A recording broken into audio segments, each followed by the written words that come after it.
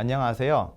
사연을 읽고 공감과 위로를 전해드리는 시간, 오늘의 공감 닥터 서울 885원 범미선입니다.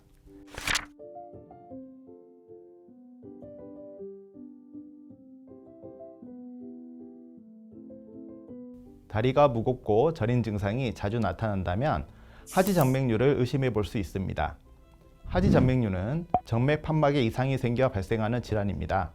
많은 분들이 다리에 혈관이 튀어나와 있는 증상을 떠올리실 텐데요. 실제로 병원을 찾는 환자분들을 보면 혈관 돌출뿐만 아니라 다리가 붓거나 쑤시는 통증, 피로감 등을 지속적으로 느끼시는 분들이 많습니다. 오늘 공감 닥터에서는 하지정맥류에 대한 궁금증을 보내오신 환자분들의 사연을 살펴보며 원인부터 증상, 검사와 진단, 치료 방법까지 자세히 알려드리고자 합니다. 그럼 먼저 사연을 읽어보겠습니다. 안녕하세요. 50대 중반 여성입니다. 요즘 들어 조금만 걸어도 다리에 피로감을 느낍니다. 매일 저녁만 되면 다리가 많이 부어 있고요. 저리고 쑤시는 통증이 느껴져서 일상생활이 불편합니다. 남편이 하지정맥류가 아니냐고 병원에 가보라고 하는데요. 혈관이 튀어나와 있거나 하지는 않아서요. 하지정맥류의 대표적인 증상이 무엇인가요? 병원에 가면 어떤 검사를 받게 되나요? 네, 사연 잘 읽어보았습니다. 우선 환자분의 사연에 답변 드리기 앞서 하지정맥에 대한 이야기부터 간략하게 설명을 드리겠습니다. 우리 몸의 심장은 신선한 피를 다리로 내보내게 되는데 이 길을 동맥이라고 합니다. 산소가 풍부한 동맥혈이 대동맥을 통해 복부를 거쳐 허벅지, 무릎, 종아리, 그리고 발바닥까지 내려오게 되는데요. 이렇게 내려온 피는 다시 심장으로 올라가야 합니다. 그래야 혈액순환이 되는 것이죠. 이때 올라가는 혈관길을 정맥이라고 합니다. 그런데 정맥 내에 있는 피가 심장으로 올라가고 싶은데 중력에 의해 다시 발바닥으로 내려가는 역류가 발생할 수 있습니다.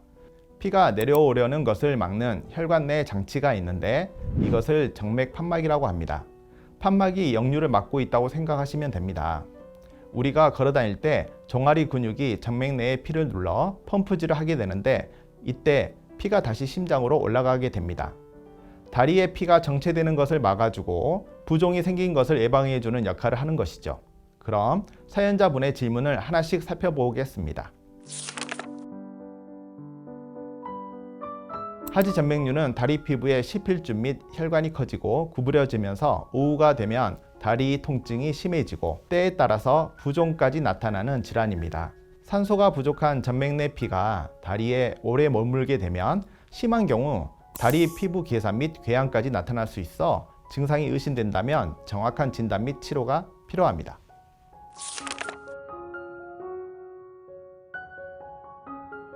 양쪽 다리에는 동맥과 정맥이 있습니다. 정맥에 있는 피가 심장으로 가야 하는데요. 앞서 말씀드렸지만 중력의 잡아당김과 역류하는 피의 판막이 고장나게 되면 판막 폐쇄 부전으로 여러 증상이 나타날 수 있습니다. 정맥 혈전 때문에도 하지정맥류가 생길 수 있는데요. 정맥 내 피가 복부로 올라가지 못하고 다리에 오래 머물거나 오히려 복부 및 허벅지에 있는 정맥 내 피가 역류하여 종아리로 내려오게 되면 혈관이 튀어나오는 하지정맥류 소견을 보일 수 있습니다.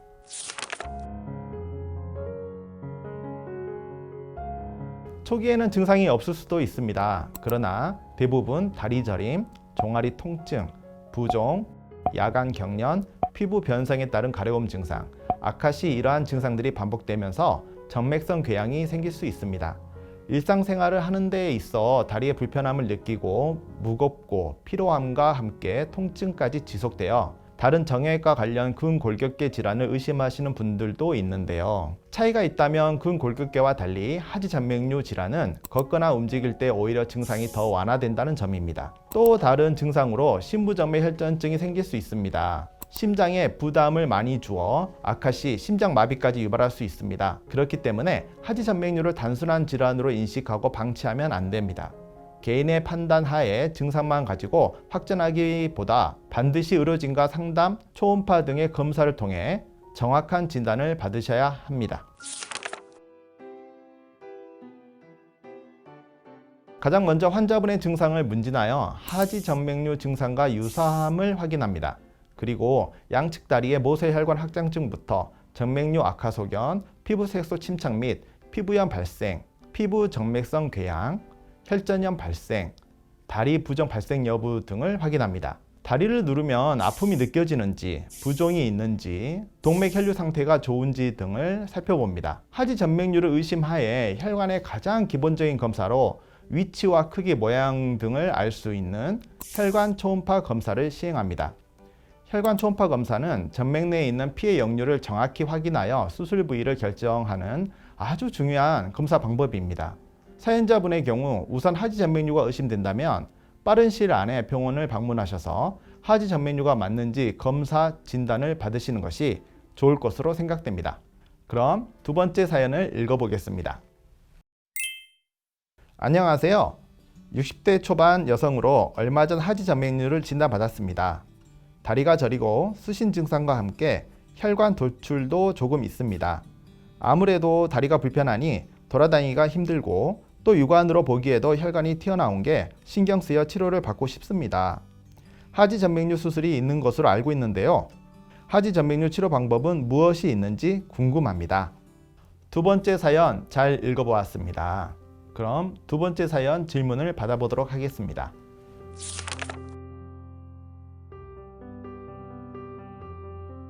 개인의 상태에 따라 시술 또는 수술 등 치료 방법이 달라집니다.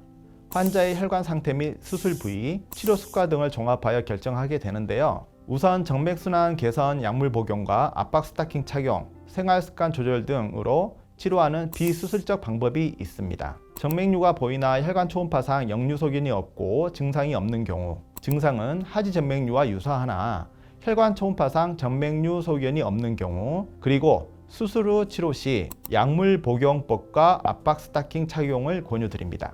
다른 방법으로 혈관 주사 치료가 있습니다.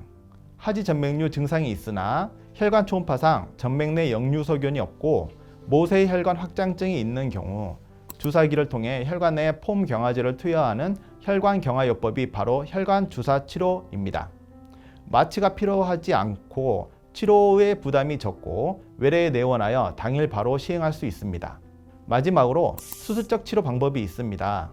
초음파상 전맥 내 역류가 있고 혈관 튀어나옴과 부종 등 증상이 있어 원인 제거 치료가 필요한 경우에 시행하는 방법입니다. 하지 피하 지방층에 있는 큰 정맥인 대복제정맥과 소복제정맥을 치료하는 수술을 시행하게 되는데요. 첫 번째 수술 방법으로 피부 절개를 하여 직접 혈관을 제거하는 정맥 발거술이 있습니다. 흉터가 약간 남을 수 있으나 피부 변성이 있고 하지 전맥류 직경이 아주 큰 환자분에게는 오히려 빠른 회복과 합병증의 위험이 낮다는 점 등 많은 도움이 될 수 있습니다. 두 번째로는 혈관 내 레이저 수술 방법이 있습니다. 흉터 없이 혈관 내에 혈관용 레이저를 삽입 후 섭씨 900도 또는 1000도 정도 열을 내어 혈관에 협착을 발생시켜 피해 역류를 막아주는 치료 방법입니다. 개인마다 다르지만 추가로 가지 절제술을 시행 시 아주 작은 상처가 생길 수 있습니다. 세 번째 수술 방법으로 고주파 수술이 있습니다. 레이저 수술과 거의 비슷한 방법이지만 섭씨 900도 열이 아닌 120도의 낮은 열을 이용하기에 레이저보다 더 통증이 적고 회복이 빠릅니다. 고주파 치료는 레이저를 대체하는 치료 방법으로 혈관의 크기에 상관없이 모두 치료할 수 있어 현재 많이 사용하고 있습니다. 마찬가지로 가지 절제술 시 작은 상처가 생길 수 있습니다. 네 번째로 열을 이용하지 않고 혈관 내에 접착제인 시아노아크릴레이트를 도포하여 마취 없이 혈관을 피부 쪽에서 눌러 붙이는 베나실 수술 방법이 있습니다. 열을 이용하지 않기에 혈관 주변 신경이나 근육 등의 손상이 거의 없어 통증 없이 회복도 아주 빠른 특징을 보여줍니다.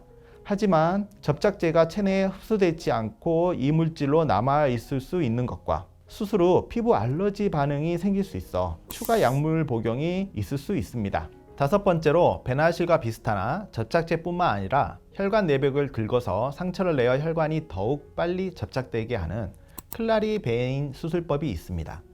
열을 사용하지 않기에 베나실과 마찬가지로 혈관 주변 조직 손상이 거의 없어 통증 없이 회복이 빠릅니다. 또한 최근에 플레보그리프라는 클라리베인과 비슷한 제품도 등장했습니다. 여러 치료 방법이 있지만 환자분의 알러지 체질 및 피부 전맥류 사이 간격의 차이, 경제적인 여건, 선호하는 치료 방법 등을 고려하여 치료를 결정합니다. 환자분들께서 병원을 선택하실 때에는 혈관 질환을 전문적으로 진료하는 의료기관을 찾으시는 것이 좋습니다. 혈관 촬영실을 갖추고 최신 MRI 장비 등을 통해 정확한 진단이 가능한 곳, 심장혈관 흉부외과, 영상의학과 전문의가 협진하여 보다 성공적인 수술 결과를 얻을 수 있는 곳을 선택하시기를 권유드립니다.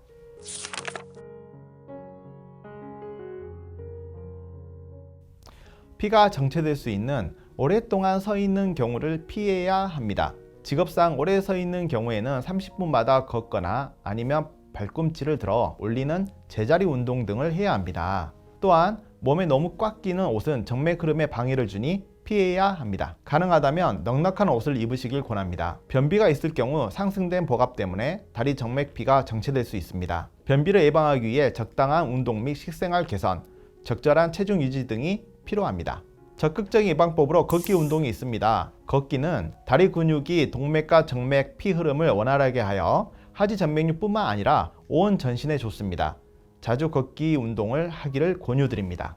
또한 누워있거나 수면 시 다리를 심장보다 높게 유지해 주세요. 특히 하지 정맥류가 있거나 부종이 있으신 분에게는 반드시 필요한 예방법입니다. 빠른 통증 완화를 경험하실 수 있습니다. 추가로 종아리형 압박 스타킹을 착용하여 하지 정맥류를 예방할 수 있습니다. 오늘은 하지 정맥류에 대한 사연을 보며 질문에 대한 궁금증에 대해 답변을 드렸습니다. 우리 속담에 다리가 의붓자식보다 낫다 라는 말이 있습니다.